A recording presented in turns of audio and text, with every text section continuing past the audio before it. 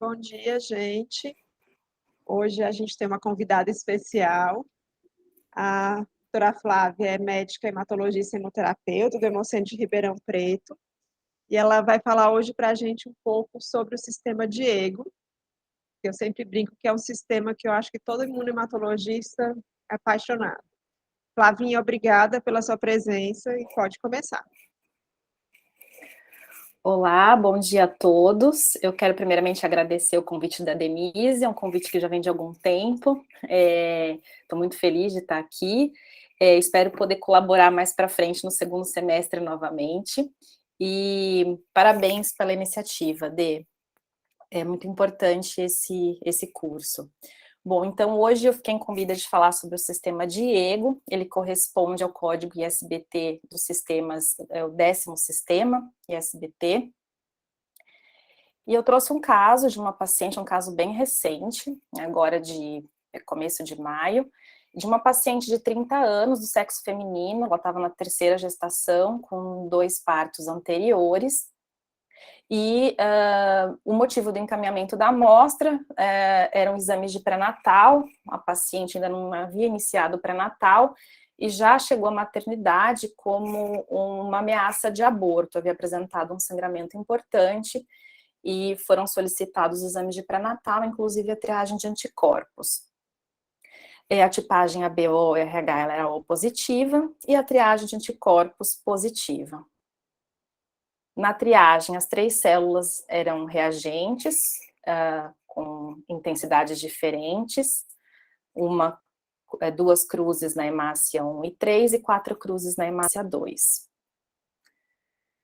Quando realizamos a identificação, foi observado, então, uma reatividade 2 cruzes com praticamente todas as hemácias, uma reatividade 4 cruzes na hemácia 3 e na hemácia 5, sugerindo aí que havia um E grande também presente. E o que chamava atenção é que na hemácia 9, era a única hemácia que a reatividade era uma cruz. E chamou atenção também que justamente essa hemácia 9 era Diego A positiva. E o autocontrole da paciente negativo, não tinha nenhum histórico transfusional também. Nós demos continuidade com o painel enzimático no cartão neutro, onde só reforçou a presença do E grande, manteve 4 cruzes, né? E toda a reatividade desapareceu, toda outra reatividade desapareceu, e um autocontrole fraco. E nós decidimos, então, passar o painel em antiglobulina, painel papainizado em antiglobulina, para ter certeza que realmente era algo que destruía enzima ou não, né? Ou algo que, pela ausência da antiglobulina, deixou de reagir. Então, passamos o painel combinado, e aí observamos a reatividade 2 cruzes, novamente. Aí a gente perdeu aquela reatividade, uma cruz, já se intensificou, 2 cruzes na hemácia 9, né? Então, manteve uma reatividade 2 cruzes com todas as células, e 4 cruzes com a hemácia, onde era I grande positiva, e um autocontrole aí fraco, né? Então, a reatividade no painel ainda era mais intensa do que o autocontrole. Então, a gente imaginava que realmente era algo que não era destruído em enzima, tinha uma interferência aí da própria técnica, né, com autocontrole fraco, mas ainda assim a gente acreditava que era algo que não era destruído em papaina. Considerando que a célula onde a reação era mais fraca era Diego A positiva, né, nós decidimos fazer a fenotipagem eritrocitária e complementar com o soro anti-Diego A. E a gente confirmou, era uma paciente Diego A positiva, o que aumentava a chance de se tratar de talvez um anti-Diego B com efeito de dose naquela célula 9. Então, nós fomos, antes de prosseguir a investigação, entender só a origem da paciente, né? Não havia nada no encaminhamento dela, e quando nós checamos o prontuário eletrônico, o paciente tinha o cadastro incompleto, não tinha procedência da paciente ainda, mas na foto do cadastro era bem sugestivo, né, pela fisionomia da paciente, que ela tinha uma origem indígena. Então, nós entramos em contato com a maternidade, onde a paciente estava internada, e ela informou que era procedente do Pará. Então, reforçando aí a nossa suspeita. Então, nós demos continuidade no sentido de realmente confirmar um anti-Diego B.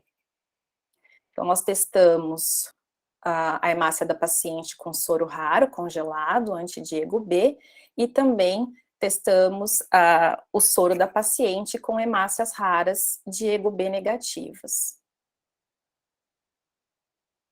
Então, a fenotipagem com o soro raro, o teste foi compatível, então a paciente realmente era Diego B negativa, e o teste com duas hemácias, que eram O Diego B negativas e grande negativas, eram compatíveis, confirmando que se tratava de um anti-Diego B. Complementando, nós fizemos a aula de sorção para verificar se havia algum outro anticorpo, né, mascarado pelo anti-Diego B, e não havia. Restou apenas realmente o anti-E grande. Então, a paciente tinha um anti-Diego B e um anti-E grande. Essa paciente, ela estava de mudança, retornando para o Pará na mesma semana. Nós fizemos um laudo que foi encaminhado à maternidade, uma cópia para a paciente apresentar na sua próxima consulta com o médico em sua cidade. A paciente não concluiu nem mesmo o ultrassom que havia sido agendado, então ficou como um provável aborto, mas ela não chegou a concluir o ultrassom e partiu para sua cidade na mesma semana. Então, falando sobre o sistema Diego, os antígenos do sistema Diego, eles estão localizados na proteína banda 3. A proteína banda 3 é a principal proteína integral da membrana eritrocitária, e com 1 milhão de cópias por célula, e representa 20% das proteínas da membrana eritrocitária. Ela faz parte de um complexo de ancoragem da membrana da hemácia ao citoesqueleto da célula, de modo que defeitos na banda 3 podem levar a maior fragilidade da membrana e anemia hemolítica devido a defeitos na membrana, né? Então, existe um espectro de anemias, né, de gravidade e de defeitos de membrana que pode ser decorrentes do defeito de banda 3 isolado ou do defeito de banda 3 associado a defeitos de outras proteínas na membrana, né? Então, ela tem uma função fundamental na estrutura e na ancoragem da membrana celular, da hemácia. Ela também, além de ser expressa na membrana eritrocitária, ela é expressa nos rins. Ela tem um papel muito importante na troca de íons, principalmente de bicarbonato e cloro, e o defeito da banda 3 nos túbulos renais também leva a um quadro, a uma doença, uma acidose tubular renal, né, devido à perda de bicarbonato na urina. Então, a banda 3, ela tem uma função tanto na estrutura, né, da membrana, na ancoragem da membrana, como na troca de íons, né? O CD, ela corresponde ao número 233. A herança é determinada pelo cromossomo braço longo do cromossomo 17, e o gene recebe o nome de Diego ou SLC4A1. O alelo de referência, o alelo selvagem ou primitivo, é o Diego 2, ou Diego B, e ele é composto, o gene é composto por 20 exons. Atualmente, o sistema é composto por 23 antígenos, o último incorporado ao sistema foi o antígeno DIST, ou Diego 23. Dentre esses 23 antígenos, nós temos 6 pares de antígenos antitéticos, né? E 3 antígenos de alta frequência, o Diego B, o Wright B e o DISC. Então, esses antígenos, eles estão localizados nas partes externas, né, dos, dos loopings da banda 3, né, essa proteína, ela atravessa 14 vezes a membrana eritrocitária, né, e os 4 principais antígenos, né, o Wright A e o Wright B, que são antitéticos, o Diego A e Diego B, o primeiro par, o Wright A e o Wright B, estão localizados no 4º loop, né, e o Diego A e Diego B no 7º loop externo da membrana.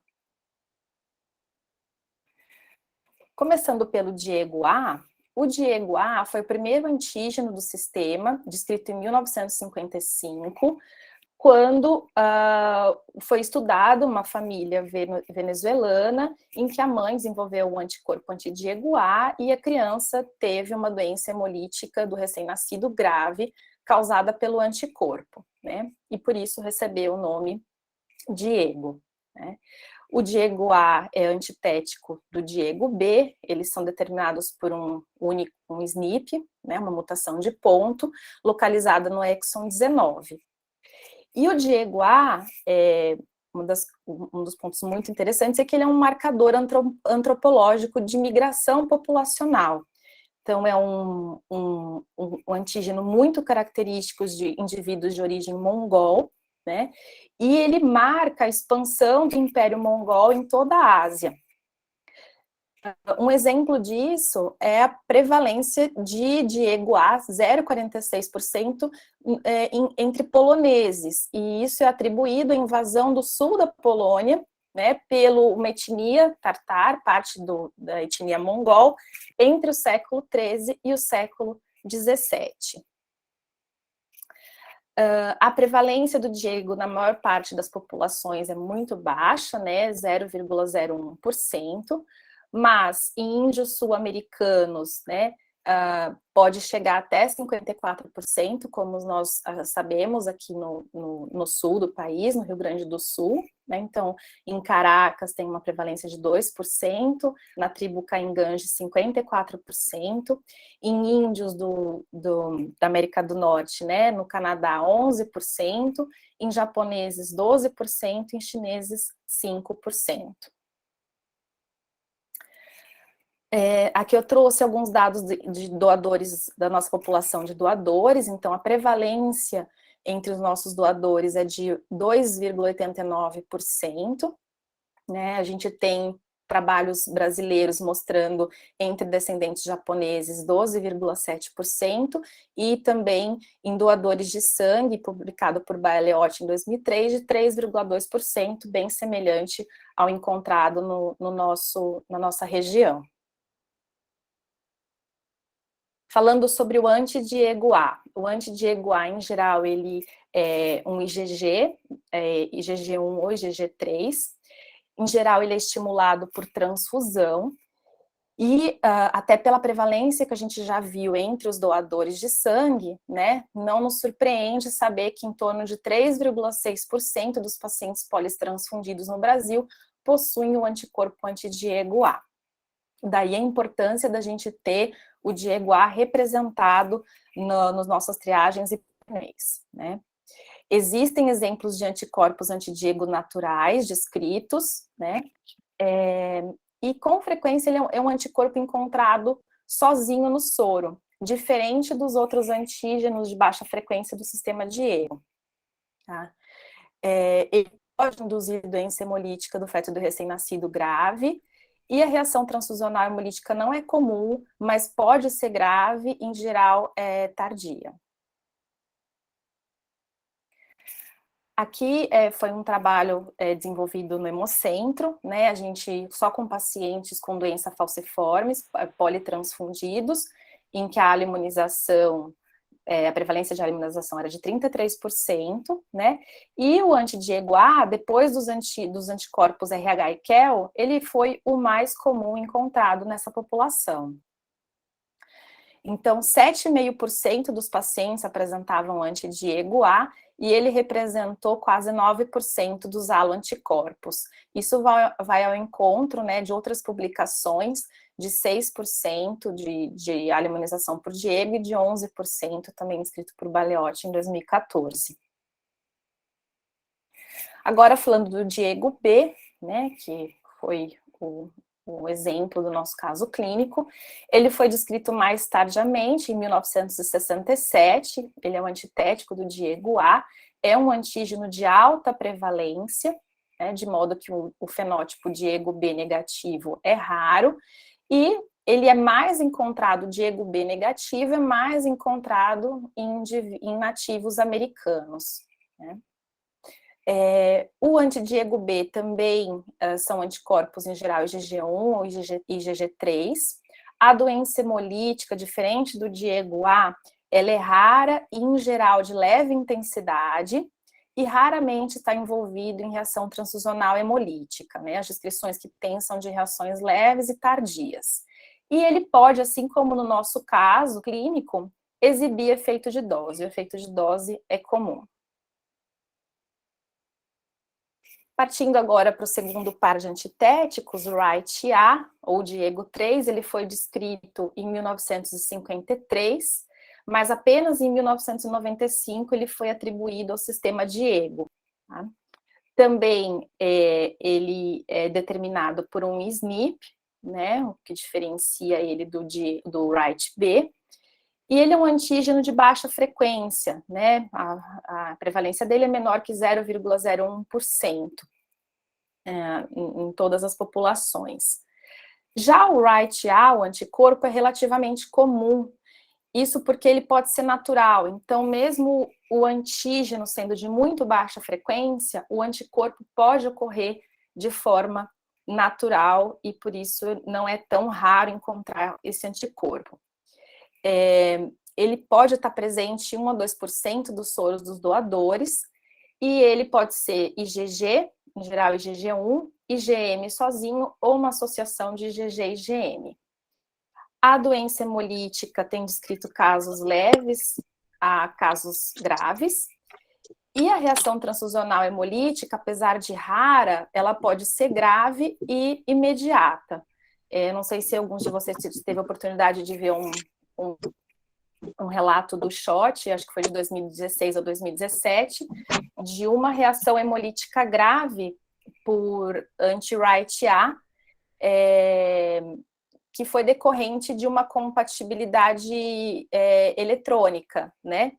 E como o paciente tinha triagem negativa, foi transfundido o mesmo tipo ABO, RH, houve feita a compatibilidade eletrônica e houve uma reação grave mediada por anti-Wright-A. Então, uma atenção que a gente deve ter. Já o Wright-B, ou Diego 4, ele foi descrito em 1971, também foi atribuído ao sistema Diego apenas em 1995, é um antígeno de alta frequência, e o interessante do Wright-B é que a sua expressão depende da interação da banda 3 com a glicoforina A. Então, mesmo indivíduos que tenham a herança, né, o Wright-B no gene Diego, se elas forem deficientes em glicoforina A, ou por um fenótipo NA negativo ou MK-MK, eles também serão Wright-A e Wright-B negativos. O significado do Wright-B é pouco conhecido devido à sua raridade, mas ensaios in vitro, né, de quimioluminescência sugerem uma destruição acelerada de hemácias quando realizada a transfusão incompatível. Mas existem poucos relatos clínicos mesmo. A doença hemolítica, em geral, é leve, os casos que tem descrito são apenas de cumbis positivo, mas sem repercussão clínica, e ele é comum, apesar do haloanticorpo ser muito raro, ele é comum como autoanticorpo, e vários casos de anemia hemolítica autoimune são causados por anti-Wright-A. Bom, os 4 antígenos que eu mencionei, Diego A, Diego B, Right A e Right B, são todos resistentes ao tratamento com enzimas e com DTT, né? No caso que eu descrevi, a gente não explorou isso, mesmo porque a gente tinha aquela dica do efeito de dose, a paciente era Diego A positiva, então a gente já direcionou o estudo, né? Mas, caso seja investigado aí o comportamento com enzimas, são antígenos que são resistentes a todos eles. Tá? A melhor técnica para detecção do anticorpo é, em geral, a antiglobulina humana. O anti-RIGA por CGM, alguns exemplos, podem reagir em leitura imediata em temperatura ambiente. E os outros antígenos do sistema, né? Os outros antígenos, a maioria deles são antígenos de baixa frequência, a ocorrência é rara e o significado clínico é pouco conhecido, né? Então, são outros 17 antígenos. Sabe-se que o anti-ELO e o anti-BOL já estiveram envolvidos em doença hemolítica grave, mas os demais se sabe muito pouco. O outro antígeno de alta frequência, que é o DISC, antitético do U, também esteve envolvido em doença hemolítica grave.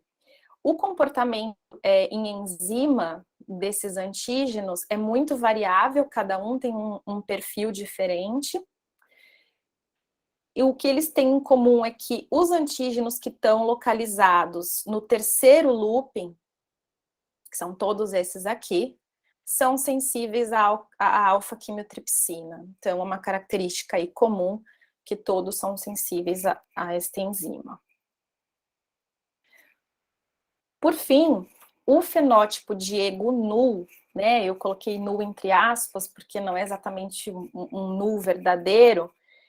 Existe apenas um caso descrito, foi descrito em 2000, foi um recém-nascido hidrópico com anemia hemolítica grave, então um perfil, um espectro bem grave de esferocitose, né, em que o bebê nasceu com muito grave, recebeu suporte transfusional imediatamente ao nascer, isso que garantiu que ele tenha sobrevivido, né, e, na verdade, depois foi demonstrado que não era uma deficiência absoluta de banda 3. Ele tinha um resquício de banda 3, em torno de 2% era expresso da proteína. E ele tinha uma deficiência de banda 3 associada a uma deficiência de proteína 4.2. Essa banda 3 recebeu o nome de banda 3 Coimbra, né? Já se sabia que tinha um histórico familiar, então essa criança foi acompanhada e teve suporte logo após o parto, por isso que ela sobreviveu. Aos 3 meses, essa criança também desenvolveu acidose tubular distal, né, e precisou de tratamento específico, com reposição de bicarbonato. E aos 3 anos, foi esplenectomizado e teve melhora do perfil hemolítico. Acho que era isso. Eu agradeço a atenção de vocês e fico à disposição para perguntas. Flavinha, excelente revisão, muito obrigada. É sempre bom ouvir falar sobre o Diego, né? A questão do marcador antropológico. Eu acho que a gente vale a pena, né, revisitar esses conceitos quando a gente pensa em migração, evolução humana, né?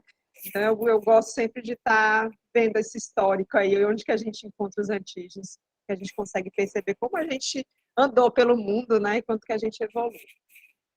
Eu acho que o Diego, ele, como eu falei, né, é um desafio. De vez em quando a gente tem algum paciente aqui no Ceará com anti-Diego B.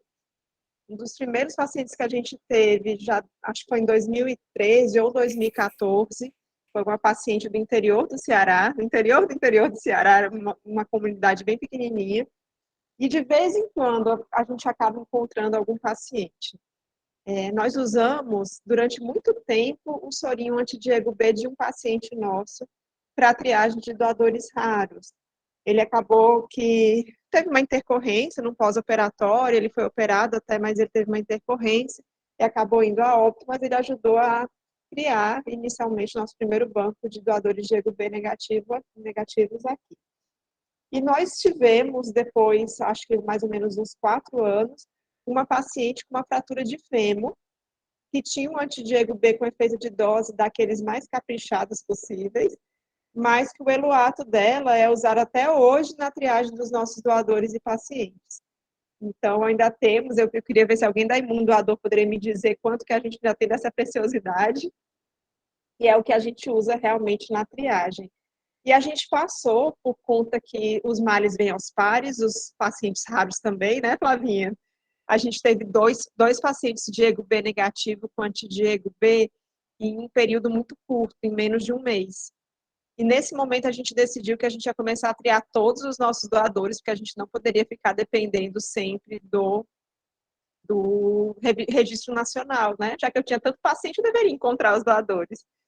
E a gente encontrou a mina, que eu falava, gente, não é possível, cadê essa mina escondida que a gente tem que encontrar? E a gente encontrou a mina e realmente hoje a gente tem um número grande, depois eu vou dar uma olhadinha aqui, de doadores Diego B negativo. Então, hoje eu consigo suprir os pacientes do estado com os nossos doadores e a gente fica bastante feliz por conta disso. E é um desafio a gente ter esse sorinho, né, Flavinha? Conseguir esses soros Sim, raros. aliás, eu não comentei durante a apresentação, mas esse foi nosso primeiro caso diante de Diego B. E felizmente a gente tinha uma amostra de soro em dados do Hemoce, pela doutora Denise, porque aí foi assim que a gente conseguiu confirmar.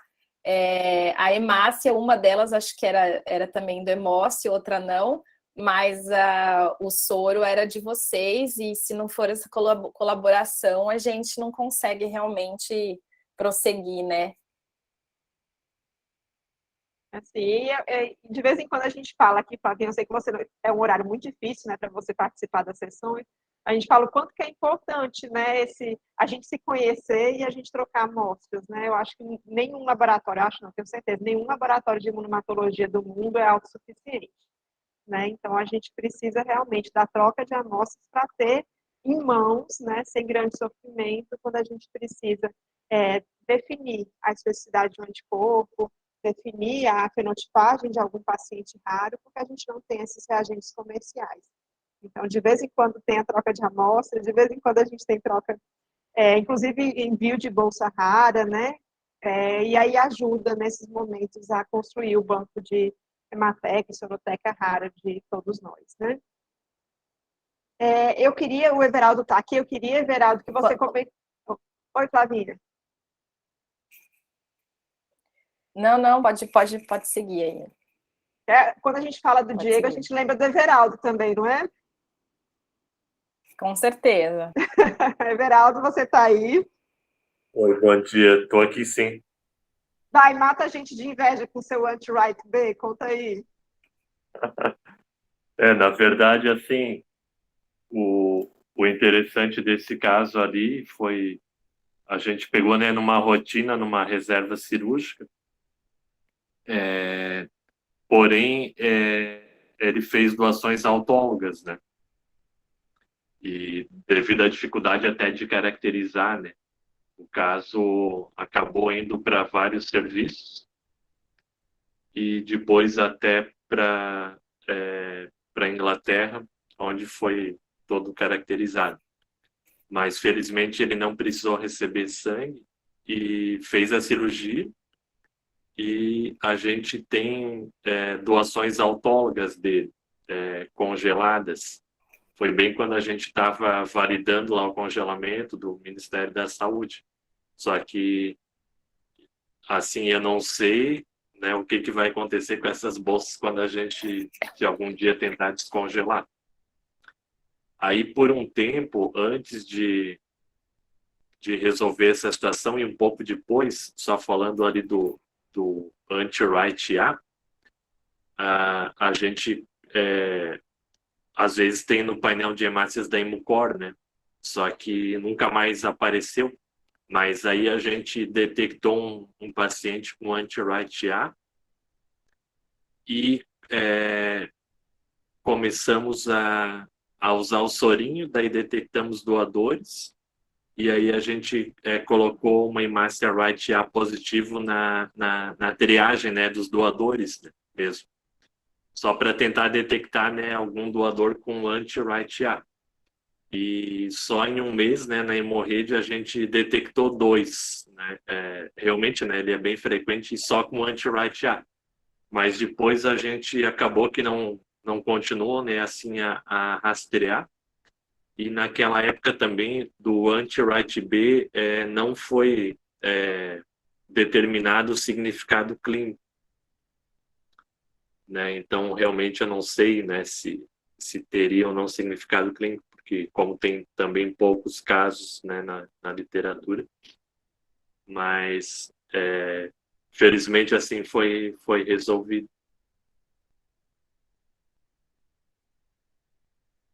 Eu quero, viu? Vocês... Coitado do Everaldo, vai acabar com o estoque dele de Right A. Mas vocês conseguiram, ou hoje vocês conseguiriam fazer MMA desse Right B? Sim.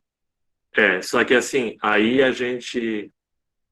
esse paciente, ele é da nossa região ali. Então, de preferência, porque a gente tem poucas alíquotas dele, né, com anticorpo. Mas a gente não entrou mais em contato, mas depois que implementou, né, o MMA, a gente não entrou mais em contato com ele, até para pegar um sorinho não congelado, né, para fazer. Mas a gente teria possibilidade. Eu lembro que você apresentou esse caso já em congresso, em curso. Eu não lembro, ele não tinha irmãos, né? Não tinha familiar, nada. Não, ele é o único filho. E aí até a suspeita inicial, assim, que tivesse alguma mutação na glicoforina A, né? Mas eles fizeram também o sequenciamento, tudo, e tá tudo normal. Tanto geneticamente, né, como na sorologia mesmo. Quando você chamar, Everaldo, lembre-se dos amigos da Hemorrede Nacional, né? Para dar um pouquinho para a gente também do sorinho dele, se ainda tiver anticorpo ali reagindo. Sinceramente, eu não sei o que vai acontecer dessas hemácias, né? Porque a gente está mantendo ali, no caso, porque é uma doação autóloga, né? Tem 2 bolsas ali. Mas eu não sei como né, ninguém mais mexeu nada, né, com esses hemocomponentes. Eu não sei qual seria o aproveitamento assim, né, dessas hemácias depois. Mas, por exemplo, se acontecesse alguma coisa com o paciente, né, por exemplo, e necessitasse, a gente teria que tentar um descongelamento. Né? Já congelaram há quanto tempo, Everaldo? Ela já está... Eu não tenho total certeza, assim, mas acho que uns 7, 8 anos. Aí, pela questão ética, a gente está mantendo, né? Mas eu não sei se seria viável, né, para atender o paciente. E aí, caso não, né, algum dia, né, que não seja mais necessário, daí a gente tentaria descongelar, lavar e fazer alíquotas, né? Aí sim, aí poderiam ser enviadas, né, essas alíquotas. Quem é que tem algum caso de Diego para contar para a gente também?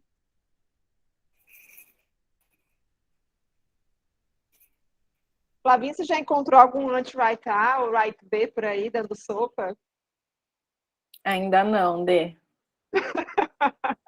Davi? Quem sabe agora com... Quem sabe, né, com o painel da Flavinha? Hemucor agora. Quem sabe com o painel da Hemucor a gente começa a conseguir achar os soros e fazer o que o Everaldo fez, né? De começar a triar também doador, achar mais hemácia, e aí é um ciclo, né? A identificação. Mas eu acho que a gente vai começar a colocar na rotina um painel Hemucor e torcer para vir representado o Right A. Excelente. Agora sim, Flávia, eu não me recordo, agora, né, eu não estou no serviço, né, mostra, mas normalmente, agora, né, ultimamente, não está vindo muito painel com hemácias Right A, sabe? E aí foi uma coincidência também daquela época, né? A gente tinha painel vencido, né? Estocado ali ainda, digamos, viável. E aí, ao começar a testar essas hemácias de baixa frequência, daí, mesmo exemplo, né, do que tu mostrou ali, também ele reagiu menos, né, com uma hemácia right A positiva. E aí que foi iniciada a suspeita. Mas foi coincidência, né, também de ter essa hemácia para poder testar.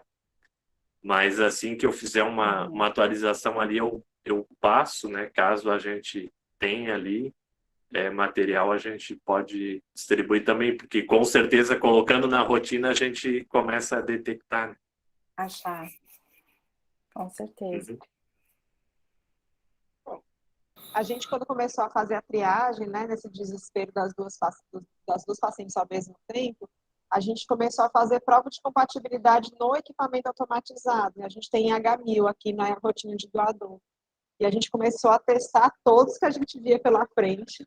E quando a gente encontrava um Diego A, testava para Diego B, com o sorinho já dessa paciente, de uma delas, não a que fez a doação autóloga, no final das contas.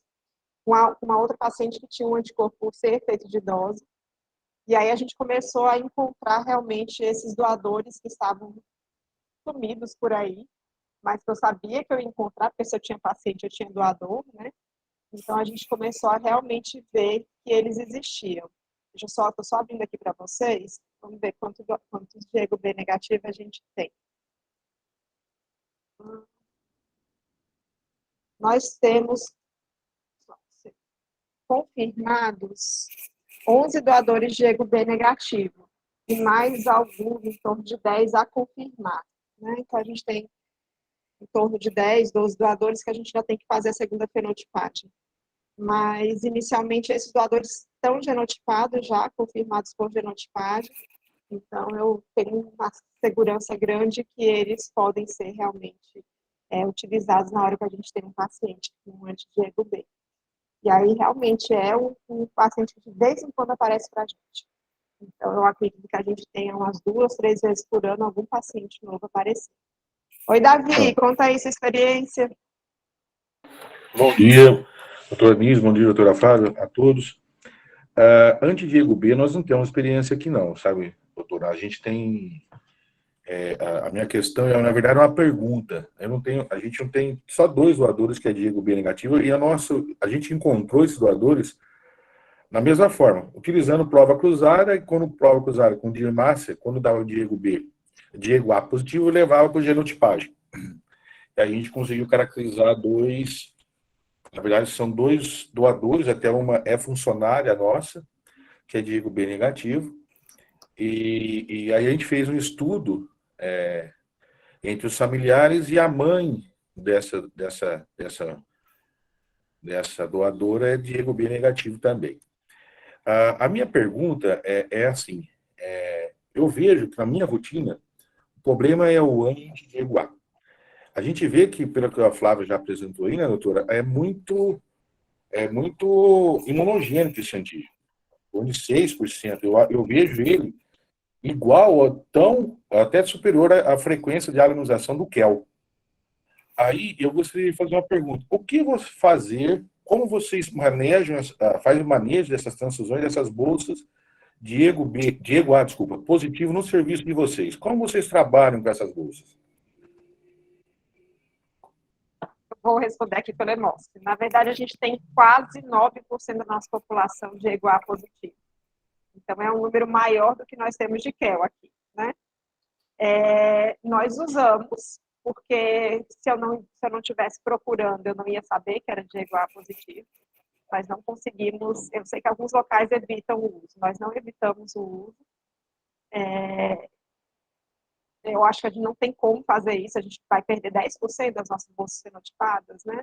Então, a gente finge que ele não existe, evita o uso em paciente falciforme, que aí, principalmente aquele que já é imunizado, porque eu não quero imunizar, eu sei que provavelmente eu vou imunizar aquele hipersensível, mas, no geral, Davi, eu finjo que não existe esse Diego A. Aqui, a gente não fenotipa todas as bolsas para Diego A que vão para pacientes falciformes. Lógico que se a gente sabe que é uma bolsa Diego A positiva, a gente não transfunde nessa população, né? Mas a gente não fenotipa todas as bolsas, né, como profilaxia nessa população, não, tá? A partir do momento que desenvolve, a gente passa a respeitar. Mas se a gente tem uma bolsa, tá, é um fenótipo bom, tudo mais, mas é Diego A positiva, a gente já conhece e a gente evita passar nesse grupo de pacientes. E no caso, doutora, de paciente hematológicos, eu preciso de uma transfusão, por exemplo, a gente está compactizando, há necessidade de transfundir, e infelizmente eu tenho uma bolsa Diego, né? Como vocês têm algum protocolo para paciente hematológico em relação ao Diego A ou não? Davi, aqui a gente só respeita RH e QEL, certo? Para paciente hematológico. A gente, inclusive, deixou de fazer, na grande maioria das doenças, a fenotipagem estendida, na hora que a gente pôde ter a genotipagem mais próxima, né? Eu fiz um levantamento das aluminizações dos pacientes hematológicos, aquele que a gente acha que vai aluminizar. Na verdade, é um paciente que aluminiza pouco. Ao contrário do que a gente imagina, né, por ser politransfundido, é um paciente que tem pouca aluminização no geral. A gente tem um pouquinho mais de cuidado com mielodisplasia, com mieloma, por conta do daratumumab, principalmente, e com os falciformes e talassêmicos. Mas, no geral, leucemia, linfoma, hoje é só fenotipagem RH e QEL, e eu esqueço o restante, porque eu nem olho mais, eu faço fenotipagem RH e QEL apenas, já que a maioria foi a imunização por RH e QEL, do que a gente levantou. O que ela imunizou, que eram poucos, a maioria absoluta foi RH e QEL. Diga lá, Flavinha. Não, é exatamente isso que a gente vê. A imunização nos pacientes hematológicos é baixa, com exceção de SMD mesmo, e é principalmente RH e QEL. Então, a gente respeita RH e QEL, que é suficiente para dar uma boa proteção para esses pacientes, e assim, não faz sentido você pensar em respeitar Diego, fenotipar profilático para Diego, se você não está respeitando KID, DUF, né? Não faz sentido. Então, a gente não respeita, não fenotipa para Diego, não. É RH e QEL só nessa população. O nosso protocolo é bem parecido. Que é assim, para síndrome mielodisplásica, nós aqui temos como RH e QEL. Os únicos dois que a gente faz a estendida, na verdade, é para tenta, né? Sabe, Flávio? Na verdade, a gente não consegue. A gente não está conseguindo fechar essa conta já há alguns anos. Para renal crônico e anemia falciforme. Só que assim, alguns serviços, como a gente vê essa questão da imunização, alguns serviços me questionam, né? Porque eles já começam a estudar, acho que essas informações é ótimo, eu vejo muito produtor essas reuniões, esses cursos, e o pessoal está vendo, fala, Davi, mas eu tenho uma bolsa aqui, ó, que é um paciente, vai fazer cirurgia, ele, às vezes até vem, como vem para mim, o que é o protocolo nosso? A gente fenotipa o paciente estendido, o paciente, né, que deu uma imunização, mas o paciente vai fazer uma cirurgia, o paciente faz até uma cirurgia cardíaca, RH, que muitas vezes vai bolsa de Diego positivo. Só que alguns serviços, assim, bom, mas vai imunizar, assim, mas para Diego, e os outros? Pode imunizar para outros também, né? Eu queria ver, então é legal, que pelo menos parece que o protocolo nosso está bem parecido com isso. E aí, para ver a frequência dessa imunização, nós estamos fazendo até um outro trabalho. Nós começamos isso, acho que faz uns 20 dias com o Wilson, um aluno dele da medicina, para ver qual é a incidência dessas imunizações nossas. Mas, assim, porque a gente sempre fala, né? Eu quero sangue o mais compatível possível. Eu não sei vocês, né? Isso está virando muito moda. Mas eu também quero. O problema é que a gente não fecha essa conta, não tem. Então, muitas vezes, o médico, né, o médico hematologista acaba conversando com outro serviço, porque eu falo, assim, é o que nós temos. Apesar de ser uma cirurgia cardíaca, apesar de ser uma cirurgia, corre risco de imunização? Corre. A gente não pode falar que não corre. Mas é aquela velha história que a doutora Denise já colocou em outras reuniões, que toda transfusão tem um risco. E a imunização, eu vejo que é um risco. Né? A gente tenta preservar esses pacientes que são mais que mais proporcionam as harmonizações que eu vejo, pelo menos na literatura, que são anemia falciforme. A gente está tentando os renais, mas vou falar, olha, como a gente aqui tem, a nossa coleta é pequena, é difícil. Não sei a experiência de vocês, eu não consigo. Nossa, na hora que a doutora Denise fala assim, eu tenho um doador cá com um fenótipo, você faz, é sonho. A gente procura, mas não acha. Mas assim, a gente não deixa de procurar. Só que eu já coloquei isso em aula, até no comitê transfusional. Muitas vezes, quando foi aquilo que a Denise falou, na hora que a gente procura o que quer, a gente vai achar o que não quer também. Isso é fato. E aí a gente tem que sentar e ver. E às vezes eu tenho dificuldade com isso, acontece. Como vamos remanejar isso que a gente achou e que a gente não queria? Então, obrigado. Eu acho que a gente tá, o protocolo nosso é bem parecido mesmo, acho que quase idêntico pelo que eu estou vendo. Muito bom. Everaldo? Deixa eu só pegar essa fala do Davi, né, esse questionamento. Eu queria perguntar para vocês, não em detalhes, né, em relação a tipo de protocolo, né, para evitar a imunização, mas como que vocês fazem nos serviços que vocês atendem? Vocês definem esse protocolo no Hemocentro e ele deve ser seguido por todos os serviços conveniados? Ou, por exemplo, tem um serviço lá que, a princípio, digamos que é exagerar, né? Então, sem a indicação clínica lá, né, pelo menos baseado na literatura, ele quer, por exemplo, fenotipar metade dos seus pacientes. E a gente vai ter impacto, né, consequentemente, né, fornecendo bolsas fenotipadas para esse serviço. Como que vocês gerenciam isso? Vocês têm uma política para toda a hemorrede ou toda a região de vocês, definida pelo serviço mesmo de vocês no comitê transfusional? Como que vocês fazem? Flávia, Denise, quem puder responder.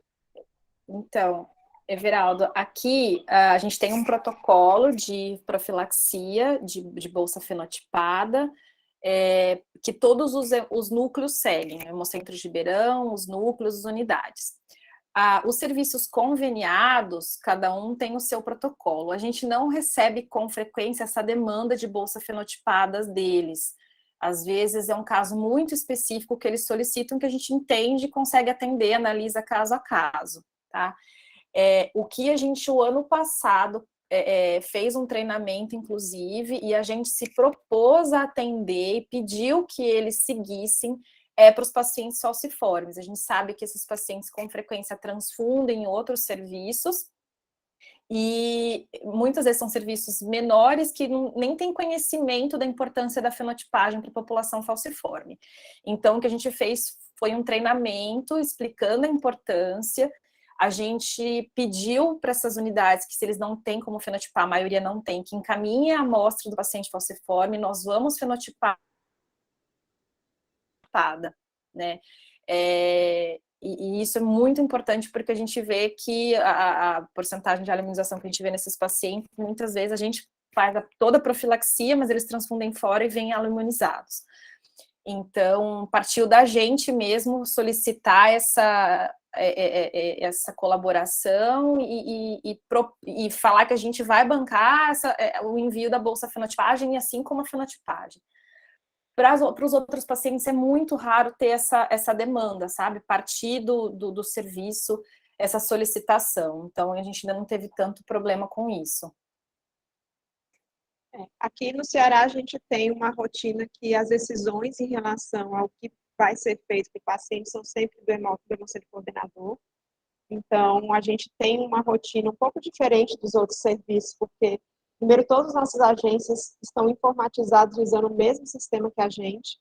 Então, toda informação está lá em tempo real. Então, o falciforme, por exemplo, a agência vai saber que ele é falciforme, vai saber a fenotipagem. Nós temos fenotipagem estendida somente nos laboratórios de imunohematologia da hemorrede. Não temos mais, como a gente tinha anteriormente, nas agências transfusionais. Então, esses pacientes são enviados para a gente fenotipar. E nós temos esse cuidado de estar enviando bolsa. Davi, sobre o renal crônico, a gente há alguns anos tentou implementar, pelo menos respeitar a fenotipagem KID, além do RH e QEM. E aí eu percebi claramente que o ótimo é inimigo do bom. A gente começou a atrasar muito o atendimento dos pacientes, além de ter dificultado manter um estoque seguro para pacientes já imunizados. Então, a gente tirou totalmente até a possibilidade de fenotipar para KID, porque a gente viu que essa conduta que a gente estava tomando era, com certeza, mais prejudicial do que benéfica para os pacientes. Então, eu cada vez mais aprendo, minha chefe sempre fala, o ótimo é inimigo do bom. E na hemoterapia a gente vê muito claramente isso, né? Às vezes a gente quer fazer o melhor para o paciente, mas o paciente que deveria estar recebendo o melhor não consegue porque eu fiz para o paciente que não deveria. Então, é só ter esse cuidado, né? A hemoterapia é feita do paciente de hoje, pensando no paciente de amanhã. E o renal crônico, para a gente, não foi um paciente que valeria a pena o esforço. A gente acabava judiando mais do atendimento, judiando mais do paciente, dele, do paciente mesmo, renal crônico, e de outros que não tinham bolsa quando precisavam em estoque. Entendi. Só uma questão, quanto ao Everaldo perguntou, Everaldo, assim, aqui o nosso, é bem parecido com a doutora Flávia de Ribeirão. Nós temos um protocolo, né, das nossas agências, da nossa hemorragia fechada, mas o dos serviços conveniados, eles têm os seus protocolos. Cada serviço tem o seu. E muitas vezes o protocolo dele diferencia do nosso, né? Só que aí a gente costuma, né, tentar atender na medida do possível. Mas muitas vezes a gente não consegue. A verdade é essa, a gente está até com essa questão de fazer uma reunião novamente, porque assim, eu preciso disso, daquilo do doador, mas saber se a gente tem condição de atender. A verdade é essa. Mas assim, da nossa hemorragia, que foi parte de nossas agências, o protocolo é bem estabelecido, aquilo que eu já coloquei. Agora, dos outros, eu sei que tem serviços que têm os seus, né? Que muitas vezes tentam providenciar direto ao estoque. Porque no setor nosso, imunomatologia de avançada, só vem o quê? Para a gente vem aquele que já é imunizado. E aí a gente tem um protocolo interno também que a gente trabalha. Mas a gente deixa em aberto, só que a gente atende na medida de possibilidade do estoque. E muitas vezes não tem como atendê-los, né? A gente vê isso também, que é uma coisa bem parecida com o Ribeirão. A única coisa que a gente faz, já fez alguns treinamentos, é que a anemia falciforme, entrou um caso de anemia falciforme, já bem estabelecido isso, o que o pessoal faz? Até os conveniados. Eles nos enviam as amostras para a gente estar fenotipando. E aí, a gente dá um laudo desse fenótipo para eles e orienta o serviço, se precisar de sangue, tá nos ligando, se não apresentar esse laudo. Até porque tem anemia falciforme nossa, que já aconteceu aqui de um paciente nosso que estava viajando e foi transfundido depois, se não me engano, no serviço de Sorocaba, que era com sangue. E chegou lá, apresentou um laudo nosso, né? E esse laudo, aí, acho que era a Rosane, não lembro se era que me ligou na época, mas era assim, não, o paciente não era, Davi, tem alguma coisa, não sei o quê. Eu falei, não, na verdade ele era negativo, só que tinha fenotipagem estendida por a questão de ser anemia falciforme, e em cada serviço, cada hemocentro tem os seus, aqui no estado de São Paulo, tem os seus protocolos, né? Mas aí a gente deixava só fenotipagem estendida e elevada. Mas assim, realmente, a questão do renal crônico, eu acho que eu não estou conseguindo entender, a questão de a gente está, sabe, está revisando. Realmente, a gente acaba não atrasando a transfusão. Eles pedem, a gente vê, só Davi, entrou o renal, não sei o que, é um kit diário. Um exemplo. Eu vou preparar a bolsa, eu não tenho, sempre está passando por médico, fala, doutor, eu falei, não tenho, não, então vamos ter um sundiela imunizado? Não, vamos ter de 100 kit diário. Então, realmente, eu vejo que nossos indicadores já estão mostrando que eu não consigo atender isso aí. Eu acho uma questão interessante que a gente falou, a gente está revendo, pelo menos esse protocolo, sabe? Mas a experiência é essa, sabe, Veraldo? A gente também tem um protocolo nosso, mas os outros serviços conveniados, cada um tem o seu protocolo. Só que o sangue vai conforme a nossa disponibilidade. Fora alimonizado. Alimonizado, aí é outra questão, né? Obrigado. Exatamente. Gente, eu acho que a gente já conversou bastante hoje, né? Estamos chegando às 8 horas. É sempre bom a gente ter essas discussões aqui, conhecer o que cada serviço faz, né? Repensar as nossas rotinas, né? A partir da experiência de outras pessoas. Agradecer a todos, particularmente Flavinha, muito obrigada Foi Eu que excelente. agradeço. Espero te ver várias outras vezes aqui. Tá bom? Eu sei que é complicado, esse horário é Estamos complicado aí. para muita gente, mas foi excelente, viu? Muito Muito bom. Muito obrigada. obrigada, Obrigada viu, pela Flavinha? oportunidade. Obrigada, Obrigada, gente. gente. Boa semana a todos. Tchau, Obrigado. tchau. Boa semana.